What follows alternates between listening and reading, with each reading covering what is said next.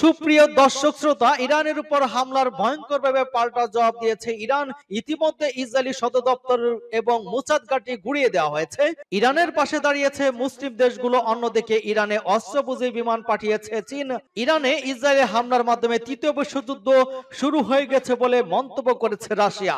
Iran ইসরায়েলে পারমাণবিক হামলার কথা শোনা যাচ্ছে। কি মনে হয়, শেষ পর্যন্ত কি ইরান ইসরায়েলের সাথে টিকে থাকতে পারবে? এ সম্পর্কে আপনার মতামত কমেন্টস বক্সে লিখে জানান এবং শুরুতে থাকবে সংবাদ শিরোনাম পর বিস্তারিত। তেল আবিবে ফাতে ওয়ান হাইপারসোনিক ক্ষেপণাস্ত্র ছুড়ল ইরান, তছনছ তেল আবিব। আরো বিস্তারিত জানিয়ে দেব। ইরানের পাশে দাঁড়িয়ে যুক্তরাষ্ট্রকে কড়া হুঁশিয়ারি রাশিয়ার।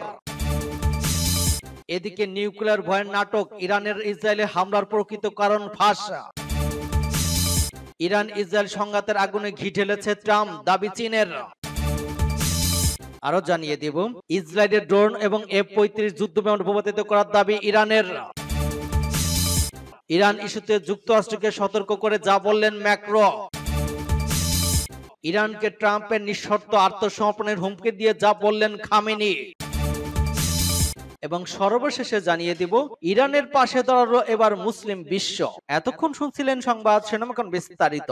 তবে তার আগে অনুরোধ থাকবে, এই ভিডিওতে একটি লাইক দিন এবং কমেন্টস করে জানিয়ে দিন আপনি কোন জেলা থেকে বা কোথা থেকে আমাদের সাথে যুক্ত রয়েছেন। এবং সংবাদের সর্বশেষ গুরুত্বপূর্ণ আপডেট পেতে চ্যানেলটি সাবস্ক্রাইব করে আমাদের সঙ্গেই থাকুন। ধন্যবাদ।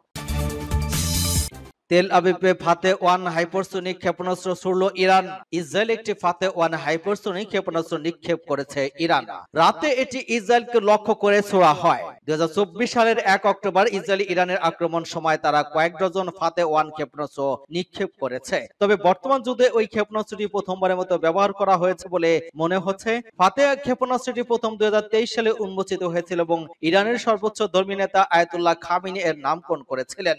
আইআরজিসি ক্ষেপণাস্ত্রটি ইসরায়েল স্ট্রাইকার হিসেবে উল্লেখ করেছে এবং এর উন্মোচনের সময় ইরানের রাজধানী তেহরানে একটি বড় ব্যানার স্থাপন করা হয়েছিল, যেখানে হিব্রু ভাষায় লেখা ছিল তেল আবিবে 400 সেকেন্ড। যদিও আইআরজিসি দাবি করেছে যে ফাতে হাইপারসোনিক ক্ষেপণাস্ত্র, তবে সামরিক বিশেষজ্ঞ এর প্রকৃত হাইপারসোনিক ক্ষমতা নিয়ে সন্দেহ প্রকাশ করেছেন। ইরানের পাশে দাঁড়িয়ে যুক্তরাষ্ট্রকে হুঁশিয়ারি এবার রাশিয়ার।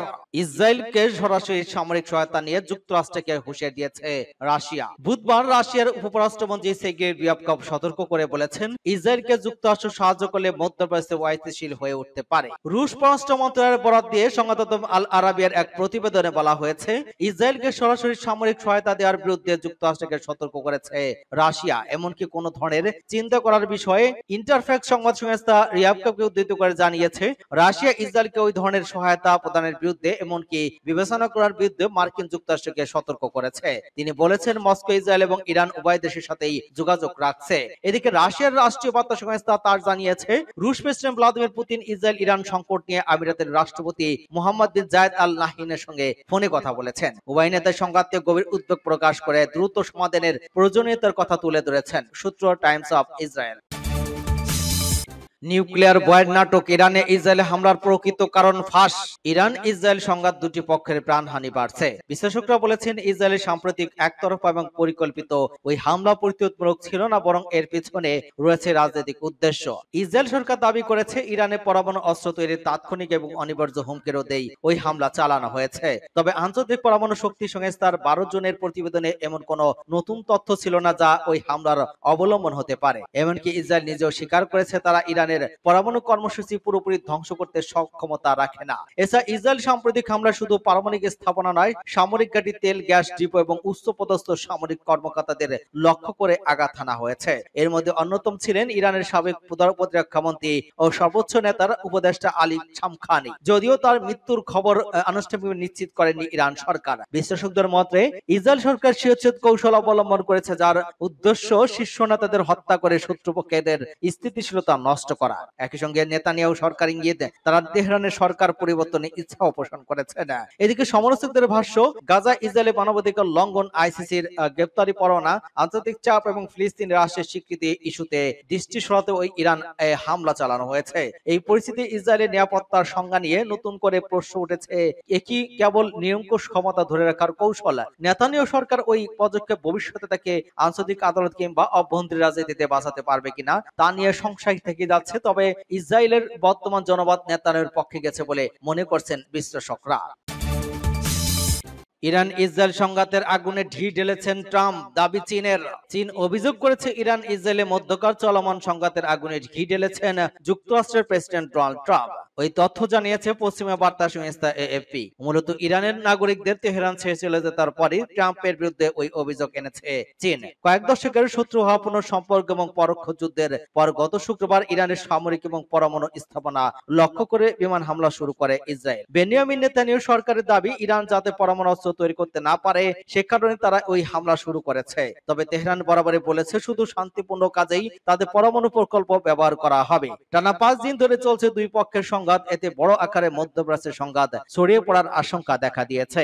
ওই পরিস্থিতিতে যুক্তরাষ্ট্র ইরানের মধ্যে চলমান পরমাণু চুক্তির আলোচনা ভেস্তে গিয়েছে। রোববার ওমানের ষষ্ঠ দফার আলোচনা হওয়ার কথা থাকলেও তা বাতিল হয়। তবে এখনো ইরানকে আলোচনার টেবিলে ফেরানোর চেষ্টা করছে মার্কিন নেতা।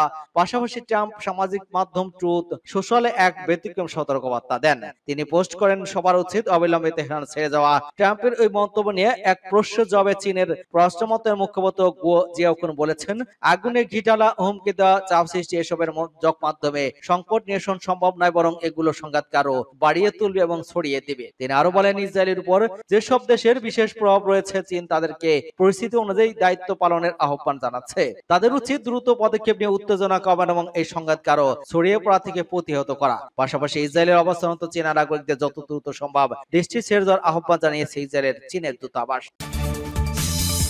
ইসরায়েলের ড্রোন এবং F-35 যুদ্ধ বিমান ভূপাতিত করার দাবি ইরানের। ইরানে হামলা অব্যাহত রেখেছে ইসরায়েল। হামলায় ড্রোন এবং যুদ্ধ বিমান ব্যবহার করেছে দেশটির সামরিক বাহিনী। এসব ড্রোন এবং যুদ্ধ বিমান ভূপাতিত করার চেষ্টা করার পাশাপাশি পাল্টা ইসরায়েলে হামলা চালাচ্ছে ইরান। ইরানের রাষ্ট্রীয় বার্তা টিভি IRIB জানিয়েছে, ইরানি সামরিক বাহিনী বুধবার সকালে ইস্পাহানে একটি ইসপারি হার্মিস ড্রোন গুলি করে ভূপাতিত করেছে। নজরদারির জন্য ব্যবহৃত বিধ্বস্ত মনুষ্যবিহীন ড্রোনের ভিডিও ফুটেজ প্রকাশ করেছে তারা। এদিকে সরকারি সংবাদ সংস্থা IRN জানিয়েছে, ইরানের সামরিক বাহিনী রাজধানী তেহরান থেকে 35 কিলোমিটার দক্ষিণ পূর্ব বারামিন শহরের বাগদাদ এলাকায় ইসরায়েল আরো একটি F-35 যুদ্ধ বিমান ধ্বংস করেছে। বারামিনের গভর্নর হুসাইন আব্বাসের বরাতে IRN জানিয়েছে, ইরানের সেনাবাহিনীর বিমান প্রতিরক্ষা ব্যবস্থা অত্যন্ত উন্নত যুদ্ধ বিমানটি গুলি করে ভূপাতিত করে। ইরানের দাবি, গত শুক্রবার ভোরে ইসরায়েলি বিনা উস্কানিতে ইরানের আকস্মিক আক্রমণ শুরু হওয়ার পর থেকে ইরানের সশস্ত্র বাহিনী গুলি করে ভূপাতিত করা পঞ্চম ইসরায়েলি যুদ্ধ বিমান এটি। ইসরায়েলের ড্রোন ভূপাতিত কথা স্বীকার করেছে, তবে যুদ্ধ বিমান ধ্বংসের কথা স্বীকার করেনি ইসরায়েলের সেনাবাহিনী। জানিয়েছে তাদের একটি দূর নিয়ন্ত্রিত ড্রোন ভূপৃষ্ঠ থেকে আকাশে নিক্ষেপযোগ্য ক্ষেপণাস্ত্রের আঘাতে ভূপাতিত হয়েছে।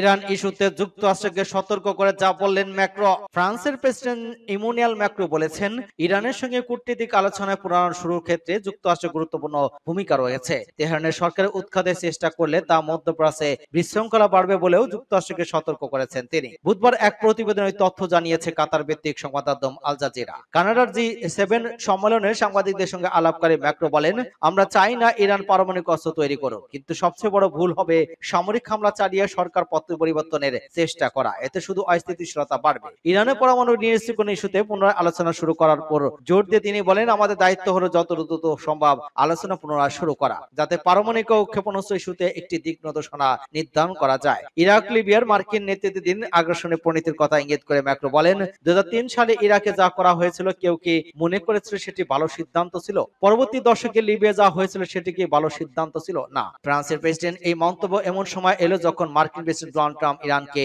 অবশ্যই আত্মসমর্পণ করতে বলেছেন। যদিও ইরানের সহজে কোনো ধরনের সামরিক পদক্ষেপের পরিবর্তে কূটনীতিকভাবে পরিস্থিতি সমাধানের পক্ষাবস্থান নিয়েছেন ম্যাক্রো। ইরানকে ট্রাম্পের নিঃশর্ত আত্মসমর্পণের হুমকি নিয়ে যা বললেন খামেনি। ইরানকে মার্কিন প্রেসিডেন্ট ডোনাল্ড ট্রাম্পের নিঃশর্ত আত্মসমর্পণের হুমকি দিয়ে এবার প্রতিক্রিয়া জানালেন ইরানের সর্বোচ্চ ধর্মীয় নেতা আয়াতুল্লাহ আলী খামেনি। তিনি বলেছেন, এই জাতি কোনো চাপের কাছে আত্মসমর্পণ করবে না। ইরানিরা কখনো কোনো আরোপিত যুদ্ধ বা শান্তি মেনে নেবে না, আত্মসমর্পণও করবে না। বুধবার দেশটির বার্তা সংস্থা তাসনিমের বরাত দিয়ে জানানো হয়েছে, টেলিভিশন সম্প্রচারিত এক ভাষণে খামেনি কথা বলেন। তিনি যুক্তরাষ্ট্রের প্রেসিডেন্ট ডোনাল্ড ট্রাম্পের সাম্প্রতিক বক্তব্যের প্রসঙ্গে তিনি বলেন, যারা ইরান এবং ইতিহাসকে চেনেন তারা জানেন ইরানিদের সঙ্গে হুমকির ভাষা কথা বলেও তারা ভালোভাবে সাড়া দেন না। খামেনি আরো হুঁশিয়ারি বলেন, মার্কিনদের এটা বুঝতে হবে যে কোনো সামরিক হস্ত থেকে অপরিবর্তন এবং ভয়াবহ পরিণতি ডেকে আনবে। ইরানি জাতি সম্মান এবং স্বাধীনতার প্রশ্নে কখনো আপোষ করে না। সূত্র আল জাজিরা। ইরানের পাশে দাঁড়ালো এবার মুসলিম বিশ্ব। ইরান ইসরায়েলের হামলাকে ঘরোয়া এবং আন্তর্জাতিক আইন লঙ্ঘন বলেছে জর্ডান। জর্ডানের পররাষ্ট্রমন্ত্রী আইমান সাফাদির সাথে ফোন আলাপ ইরানি পররাষ্ট্রমন্ত্রী আব্বাস আরগোসি বলেন, ইরান দৃঢ়ভাবে ওই হামলার জবাব দেবে। সকালে তেহরানে কয়েকটি বিস্ফোরণ হয়, পরে ওই হামলার দায় স্বীকার করে ইসরায়েলি হামলার ইরানের কয়েকজন কমান্ডার এবং বিজ্ঞানী নিহত হন। এর আগে 4 মুসলিম দেশ তুরস্ক, ওমান, ইন্দোনেশিয়া, সৌদি আরব স্পষ্ট ভাষায় ওই হামলার নিন্দা জানিয়েছে। তারা বলেছে এটি আঞ্চলিক নিরাপত্তা এবং স্থিতিশীলতায় হুমকিতে ফেলেছে। এদিকে জাতিসংঘ অস্ট্রেলিয়া, নিউজিল্যান্ড, জাপান স্থিতিশীল এবং সংযম বজায় রাখার আহ্বান জানিয়েছে। অস্ট্রেলিয়া বলেছে মধ্যপ্রাচ্যে অস্থিরতা আরো বাড়লে তা বিশ্ব নিরাপত্তার জন্য হুমকিতে পরিণত হতে পারে। অপরদিকে নিউজিল্যান্ড এবং জাপান বলেছে সামরিক পদক্ষেপ গ্রহণ সমাধান নিয়ে আসে না, তাই সবাইকে আলাপ আলোচনার মাধ্যমে সমস্যা সমাধানে অগ্রাধিকার দিতে হবে।